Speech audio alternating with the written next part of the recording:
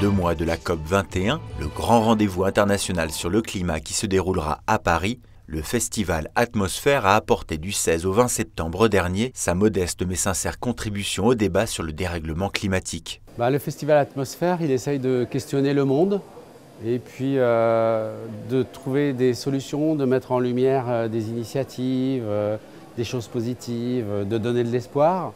Je dirais que c'est un festival ouvert où chacun peut venir donner des idées, collaborer, assister pour changer le monde, en tout cas rendre le monde meilleur, pour un monde durable, et on pourrait rajouter bienveillant. Et les moyens pour y parvenir sont nombreux et diversifiés.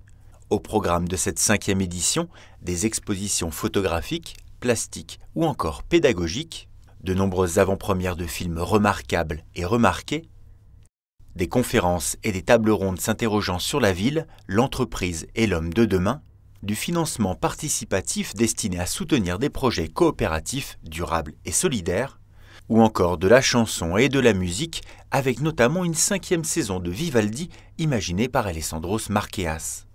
Symbiose parfaite de cette diversité, le Laborigine orchestré par Marie-Odile Monchicourt a marqué les esprits par sa capacité à mêler musique, art plastique et effervescence scientifique.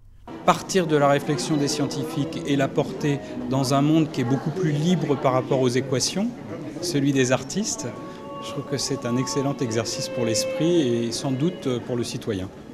Une habile combinaison approuvée par Marion Cotillard, marraine de cette nouvelle édition. Comme l'union fait la force et que unir l'art et la science, c'est une merveilleuse idée qui représente bien d'ailleurs le festival Atmosphère. Et l'un et l'autre peuvent être inspirants de différentes manières, mais avec la même force.